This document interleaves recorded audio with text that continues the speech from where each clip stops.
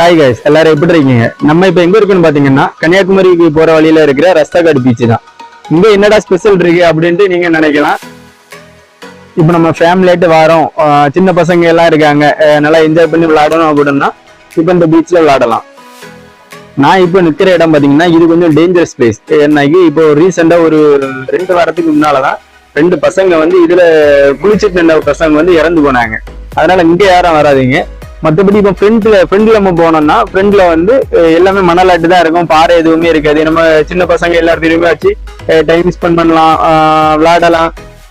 மற்றபடி இதுல right side போனோம்னாக்கி இதுக்கு கொஞ்சம் தூரத்துல வந்து சவுக்கு காடு, அது வந்து லவ்வர்ஸ் மனசு விட்டு பேசுற இடம். அதை பத்தி நம்ம பேசண்டான்னு விடுங்களா. போட்டோ ஷூட்லாம் எடுக்க இந்த பாறை இருக்கக்கூடிய பிளேஸ் எல்லாம் ரெஸ்டாரண்ட்ல ரொம்பவே நல்லா இருக்கு. இங்க இருந்து பார்த்தா கொஞ்சம் கிளியரா தெரியாது, நான் ஃப்ரெண்ட்ல உங்களுக்கு போகும்போது காட்டுறேன்.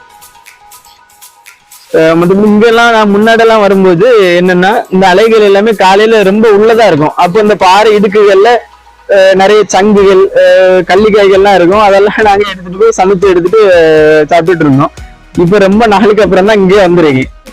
அது மட்டும் இல்லாம கடல் அலைகள்லாம் அடிச்சு அடிச்சு இந்த பாறைகள் எல்லாம் ரொம்பவே முழுசா இருந்துச்சு. அது எல்லாமே கடல் அடி தாங்காம எல்லாமே பொடி பொடி ஆயிட்டு.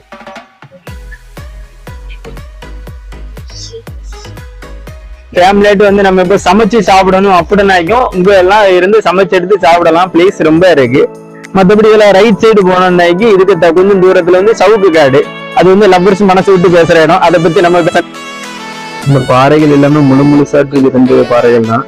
அது என்னன்னா இப்ப கடல் அலைகள் கொஞ்சம் அதிகமா அடிக்கிறதால அந்த அலை தாங்காம இந்த பாறைகள் எல்லாமே கொஞ்சம் நொறுங்க ஆரம்பிச்சு, நொறுங்கி எல்லாமே இங்க பாருங்க ரொம்ப ஊசியா கூர்மையாட்டு இருக்கு. செருப்பு போடாம யார வந்தோம்னா காலெல்லாம் கிழிச்சு விட்டுரும்.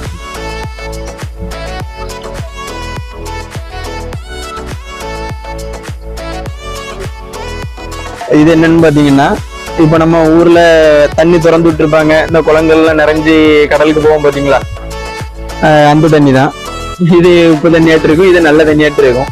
இப்ப சின்ன பிள்ளைல கூப்பிட்டு வரவங்க இதுல கடல்ல குளிச்சுக்கிட்டு இந்த தண்ணியில கொஞ்சம் கைகால் எல்லாம் வாஷ் பண்ணிட்டு போயிடுவாங்க.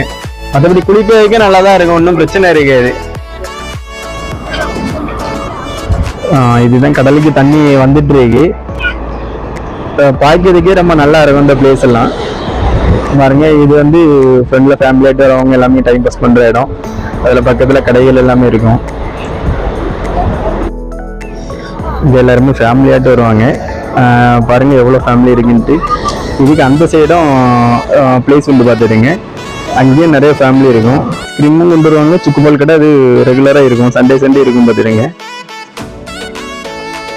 மறுபடியும் நம்ம சமைச்சு எடுத்து சாப்பிடணும்னாக்கி இப்ப அந்த சைடு கொஞ்சம் பிளேஸ் உண்டு, அங்க போய் சமைச்சு சாப்பிட்டுடலாம்.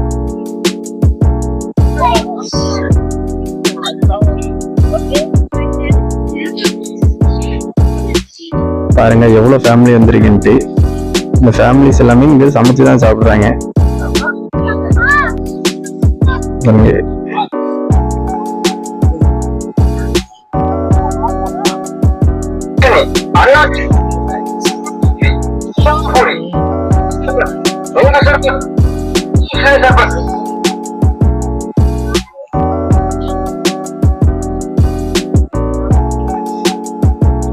நாட்டு சக்கரையில பண்ண சுக்குவல் எனக்கு ரொம்ப டேஸ்டா இருக்கு.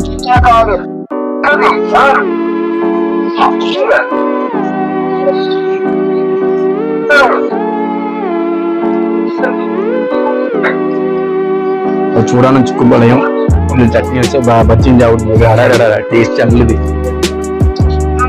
சரி ஃப்ரெண்ட்ஸ், இதெல்லாம் அடுத்த வீடியோல பார்க்கலாம். நம்ம சேனல் உங்களுக்கு பிடிச்சிருந்தீங்கன்னா லைக் பண்ணுங்க, மறக்காம சப்ஸ்கிரைப் பண்ணிடுங்க.